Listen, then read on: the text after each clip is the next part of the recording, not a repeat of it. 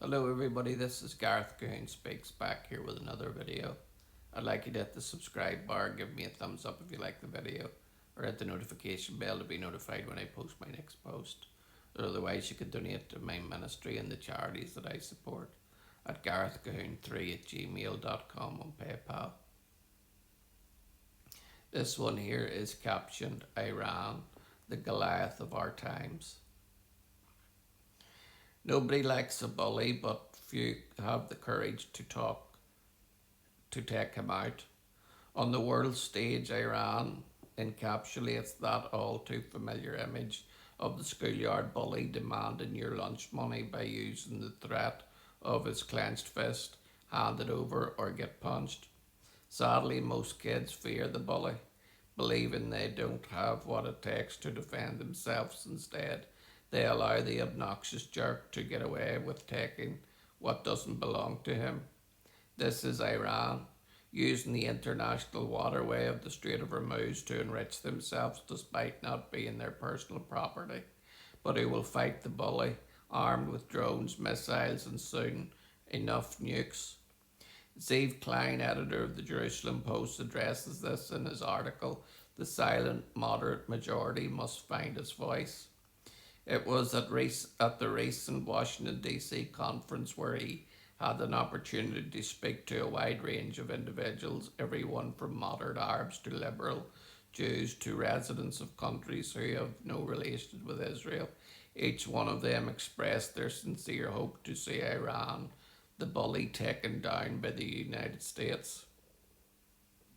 That's because all of them know that a nuclear armed Iran will endlessly threaten the entire world, taking whatever they can as they taunt them and hold over their head the weapons that can finish them off if they so choose to employ them. Ironically, everyone fears this bully, but no one has the gumption or need courage to be the David who takes out the Goliath. But when you think of it in those terms, the story is probably not much different. Goliath recorded as a giant not only metaphorically but also physically, standing anywhere from 7 to 9 feet depending on what text is read, is described as the champion from Gath, not from far from today's Judean hills, casting himself in the role of the ultimate bully. He dared the Israelites to fight him.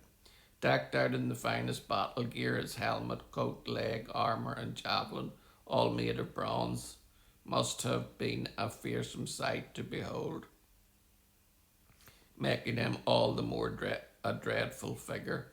It totally, it's totally understandable why no one was willing to fight him, as he threatened to enslave the losers.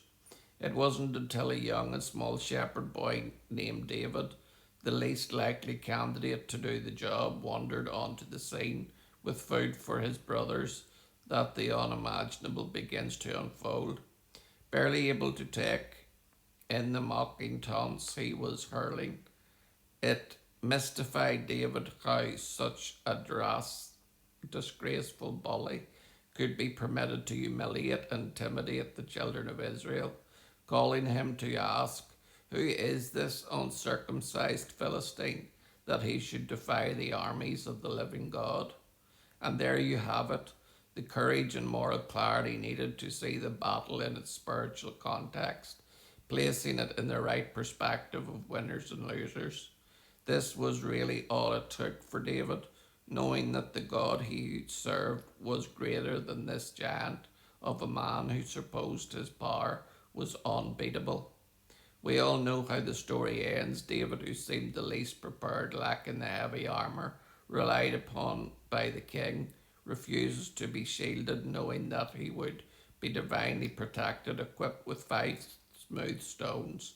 He defeats the bully by coming in the name of the Lord, whom he knew would fight on his behalf. Falling face down on the ground, the 40-day threat came to an immediate end. Eliab, David's older brother, who had only a few minutes before angrily reprimanded his young sibling for stepping into the fray, surely had to do a double take, realizing that there was so much more to his sheep tending little brother than met the eye.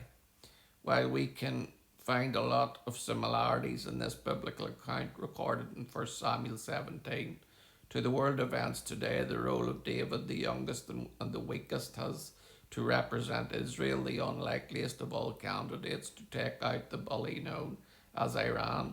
Continuing to taunt the world, they mock the strongest fighters, in this case the US, daring them to take their best shot. But nothing happens. There's lots of talk, threats, and defiance, just as in the story of Goliath. But while the strongest nation on earth is scolding little Israel for daring to think she can defend herself, people just like David believed Iran has succeeded in buying more time, gaining an advantage which can only be to the detriment of those who are being taunted by her endless bullying.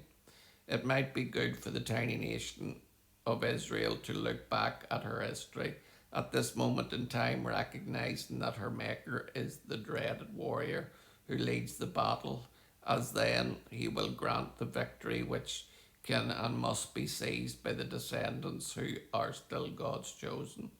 The uncircumcised IRGC, along with their mullahs and leaders, cannot come to a different end that what was ultimately meted out for Goliath, and that is because they have one thing in common: their hatred for Israel, and the Christian world is bound up in the same shared evil spirit which takes pleasure from threatening the people of God. This perversion seeks to take what was never intended for them, but nevertheless the place and position coveted by them. If they can't have it by divine election, they will attempt to forcibly take it. The biblical account makes defeating them sound so simple, and that's because it is. When you know who you are and who the enemy is, the understanding of their real weakness will magnify and enlarge the strength of those who rely upon the hand of God to take down the most powerful enemies of our day. David knew God was with him by way of the miracles he had personally experienced prior to the incident with Goliath. By receiving spiritual strength to protect his flock, God gave him the ability to fight off a lion, a bear, using his bare hands to kill them. Similarly, Israel can draw upon the countless miraculous victories over her enemies spanning 77 years. Therein lies the confidence we need, knowing that the Almighty will continue to take down the bullies who falsely believe they can win. This is the story of how Israel, little tiny small Israel, can bring down the power and the might of the IRGC and her besieged forces. This is how Israel takes the victory every time, for one reason and one reason only: God will never sly away from his promise to the Jewish people and Israel. It's an everlasting right. Shalom, Maranatha, and Hallelujah.